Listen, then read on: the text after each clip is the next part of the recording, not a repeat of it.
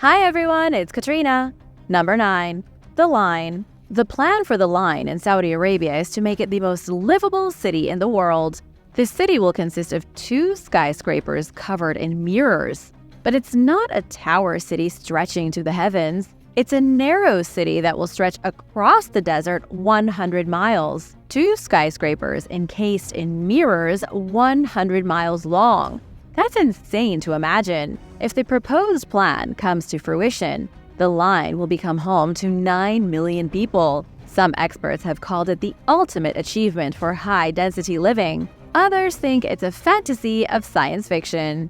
It is without a doubt one of the most extravagant plans ever devised to create an urban utopia. The development idea was outlined by the Crown Prince of Saudi Arabia, Mohammed bin Salman. The true name of the city is Neom, but most people are calling it the Line. Looking at the concept imagery makes you think of flying taxis and robotic servants, but this is the future after all, and cities like this could be part of the natural progression of human habitation. According to Saudi Arabia, artificial intelligence will play a huge role in the city, which, by the way, won't have a single car in it. It's going to be a carbon-neutral bubble with its own microclimate and its own temperature. Totally sustainable. But why is it being built in a giant line? It's because the developers want it to be a 5-minute city. Forget 15-minute cities. You'll be able to reach all of your daily needs within a short walk of 5 minutes. You'll also have access to all the perks using the HighSpeed Rail that stretches from one end of the city to the other. Instead of normal cities where you have to navigate complex corridors and streets, going up and down and this way and that, Neom is accessible from the main railway. It's so narrow that you can go anywhere by taking a short ride on the ultra-fast metro. As for the price, the first phase of the project is expected to cost $265 billion.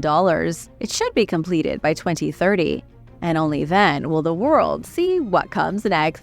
Number 8. Aza Budai Hills. In summer 2023, the tallest skyscraper in Tokyo was completed. The new building is part of a modern urban village called Aza Budai Hills. It's right in the center of Tokyo, with the newly completed tower standing 1,083 feet tall. It was designed with softly curving edges and a gentle crown to make it resemble flower petals. It has 64 floors, making it the tallest building in Japan. It's hardly the tallest building in the world, but it's a step in a new direction for the land of the rising sun. It's been under construction since 2019, with several other buildings within the development. Aza Budai Hills is part of a project to revitalize the neighborhood and become a city within a city. What exactly does a city within a city look like? It has a spa, fitness clubs, museum, and an art gallery. The development as a whole will accommodate around 20,000 employees with only 3,500 residents. The tower isn't for living, it's for visiting. The developer is expecting up to 35 million visitors per year, greatly boosting the area's economy. One of the really cool features of the new skyscraper is that it was partially built by robots. Forget about guys with their lunchboxes straddling big pieces of steel. The skyscraper utilized autonomous robots equipped with artificial intelligence to help in the construction. The autonomous robots have 6 arms that move just like human arms, equipped with lasers and torches to create perfect welds. The project saw robots complete about 15% of the total welding in the building. It really is only a matter of time before cities are built using robotic workers. And now for number 7. But first, it's shout-out time! I want to give a big thank you to Greg Smiler and Revelation 22-5 for supporting this channel. Thank you so much! Be sure to subscribe if you haven't already for more videos like this. Number 7. The new space station. For over 2 decades, the International Space Station was the only home humanity had off this planet. In the 1960s, scientists realized it was possible to send people into space and to the moon. Scientists shifted their focus in the 1970s to building a temporary habitat for humans in Earth's orbit. Both the US and Russia launched temporary stations. Then came the USSR's Mir in the 1980s. It was the first permanent space station in orbit. Then, in the 1990s, Russia and America teamed up to build the International Space Station along with their partners, Canada, Japan, and Europe. In the year 2000, the first crew members arrived at the ISS. Since then, it's been continuously occupied. But it won't be occupied forever. NASA recently announced that the ISS will be taken out of orbit in 2031. So, what comes next? In 2021, China launched their own space station, the Tiangong. Several global powers are currently working on their own national stations, but NASA is keeping their partnership with Canada, Europe, and Japan. NASA already has plans to make their next space station 240,000 miles away from Earth. That is 1,000 times farther than where the International Space Station is now, at a measly 250 miles from the surface. This is going to be the biggest mega project any space organization has ever embarked upon. NASA calls it the Lunar Gateway. They're set to begin construction in just a few months. The Lunar Gateway will be pivotal for NASA to put a permanent human presence on the moon. They also say the Lunar Gateway will be instrumental in sending astronauts to Mars. The basic idea is to create a jumping-off point for intergalactic missions. Having the base closer to the moon will also potentially allow for humans to colonize it. Number 6. The Grand Ethiopian Renaissance Dam. Construction began on the Grand Ethiopian Renaissance Dam in 2011. It's one of the biggest mega projects in Africa with a price tag of an estimated $4 billion. It's currently about 90% finished, expected to generate up to 6,500 megawatts of electricity. For Ethiopia, this is a big deal. Ethiopia is a nation crippled by hunger, violence, and blackouts. Even the capital city of Addis Ababa frequently suffers from sudden power failure. When the dam is finished, it should double the annual electricity output of Ethiopia. It will allow for 60% of the population to finally gain access to reliable power. It could propel Ethiopia into the future. At least, that's what the country's hoping for. The dam was criticized in the beginning because since it's built on the Nile River, there were worries that it could reduce water flow. Sudan was particularly scared that they would run out of water, while there were rumors of war with Egypt from messing with the Nile. But now everyone seems on board. Sudan is hoping the dam will stop the country from being flooded every year, which is a good thing. Egypt has also started to take water from Lake Nasser to make up for any water that might be lost due to Ethiopia's dam. Still, the dam is a contentious point for these African neighbors. If it does affect the Nile River and Egypt's 106 million residents find themselves without fresh water, things could turn ugly. Number 5. The MSG Sphere. Las Vegas boasts the tallest Ferris wheel in the United States of America.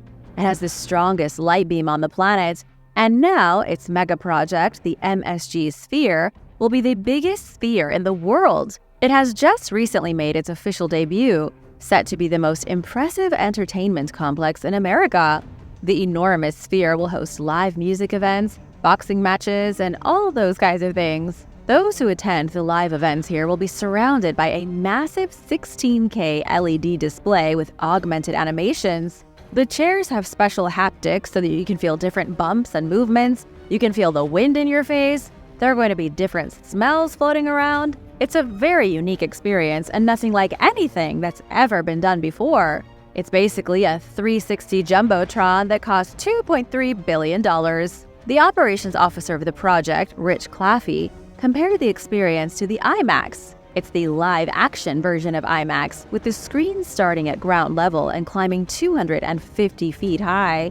The audio will be extremely advanced, with 160,000 speakers. The venue is going to offer 4D experience with the seats vibrating and rumbling wind machines. The gigantic bowl is also outfitted with 1.2 million lights. There are already 25 concerts running up until the Christmas holiday. This place is very popular, so if you go, let us know. You might see more technologically advanced spheres popping up all over the world in the future. This place is going to set global trends for sure. Number 4.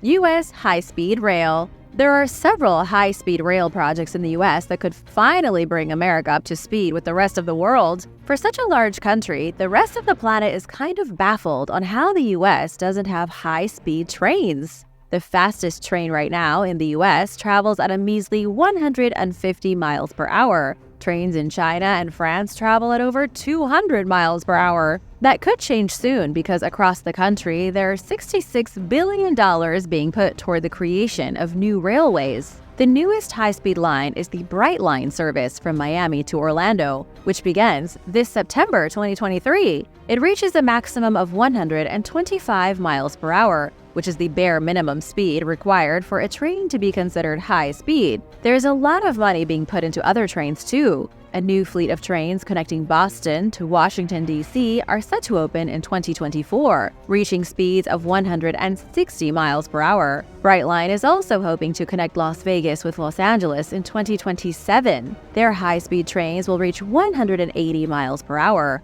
You'll be able to get from Vegas to LA in about an hour. Another project could connect San Francisco to Los Angeles, cutting down travel time to a very comfortable 3 hours, with the train speeding at 200 miles per hour. Unfortunately, though, the train won't become operational until at least 2030. The private Texas Central Railway is trying to connect Houston with Dallas using bullet trains, but nobody knows when that could happen. Why do you think the US has taken so long to create high-speed trains? Let me know your thoughts in the comments, and be sure to subscribe if you haven't already. Number 3. Oceanics Busan. In 2019, the prototype for a floating city was commissioned by the UN Roundtable on Sustainable Floating Cities. In 2022, the prototype was unveiled by architects from the Samsung Group. They've called their proposed floating city Oceanics Busan. The prototype isn't a real physical city, just a model. But if it's built, it will be the first sustainable floating city in the world. The project is being run by the Busan Metropolitan City of the Republic of Korea, in conjunction with Oceanics. The city is planned to be an interconnected series of neighborhoods floating at sea. The proposed area for the floating city is right off the coast of Busan, the second biggest metropolis in South Korea. The city is currently home to about 3.4 million residents, and they could be running out of room soon. To add more room, floating cities could be established off the coast. Each community would consist of 12,000 people, with everybody having a specific job. The thing about the prototype is that it's extremely utopian.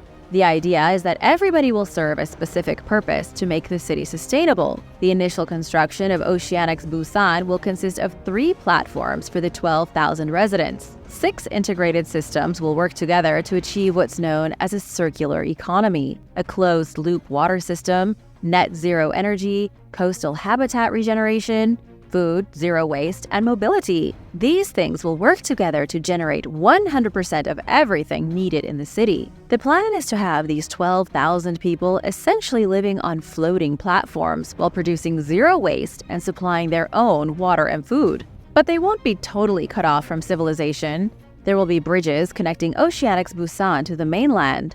Developers are hoping to complete the floating expansion of Busan by 2025. If it's a big success, these kinds of floating cities could appear in other parts of the world. 2 out of 5 people live less than 100 miles from a coastline. Plus, a staggering 90% of megacities are vulnerable to the rising seas. If floating cities become a reality, you could see them start to spring up all around the globe. Number 2. Vogle Nuclear Reactor. In the state of Georgia, a nuclear reactor was started at the end of July for the first time in 7 years. It was a big deal because nuclear power could still be the future. It doesn't create greenhouse gas emissions, so it's considered clean energy. The newly developed reactor started delivering power to the electric grid in the U.S. from Plant Vogle, located near Waynesboro. The reactor is currently generating 1,110 megawatts of energy. That's enough to power 500,000 homes and businesses in Georgia. The last time a nuclear reactor was turned on was in October 2016 in Tennessee. Prior to that, no nuclear reactor was turned on since 1996. Plant Vogle is an ambitious megaproject, with the new reactor, reactor number 3, set to continue delivering electricity for the next 80 years, according to Georgia Power CEO Kim Green. The next reactor, reactor number 4, is still under construction. Construction on both of them started in June 2009, with an initial estimate of costing $14 billion. Both were expected to be running by 2016 or 2017, but the costs have ballooned so far to an estimated $30 billion, which is a huge amount of money to power 500,000 houses, though it will be 1 million houses when the next reactor comes online, probably sometime in 2024. Number 1. Dubailand. When it was announced in 2003, Dubailand was seen as the most ambitious leisure development ever proposed. Dubai said they were going to build the most impressive theme park on the planet at the cost of $64.3 billion. Work started pretty quickly, but the 2008 crisis caused development to be put on hold. When the financial crisis cooled in 2013, work resumed. As of 2013, $55 billion had already been allocated toward the work, but the whole thing is a little weird. Some projects were canceled, others were started. Dubailand is now considered an entertainment district, with several projects slated to be open by 2025. The theme park complex was originally intended to have 45 mega projects within its borders, 45 individual theme parks underneath the umbrella of one huge area. It would also have 200 sub-projects. The park would be divided into 6 main worlds, with a retail section, a leisure section, the parks themselves, and a sports venue. But it's been 20 years, and thus far, only an estimated 22 projects are currently under construction. Many of the big names have even abandoned the master plan. Legoland, Six Flags, DreamWorks Studios, Universal Studios, and the Marvel Superheroes theme park. They've all lost interest and chosen to do business somewhere else. Very few places have opened so far: a golf club, a butterfly garden, and a shopping outlet. Nobody knows if the most ambitious theme park ever proposed will be built, or if it will turn into an abandoned desert shopping mall. Thanks for watching! Which of these mega projects are you the most excited about? Let me know in the comments below, and remember to hit that subscribe button if you haven't already. See you next time. Bye!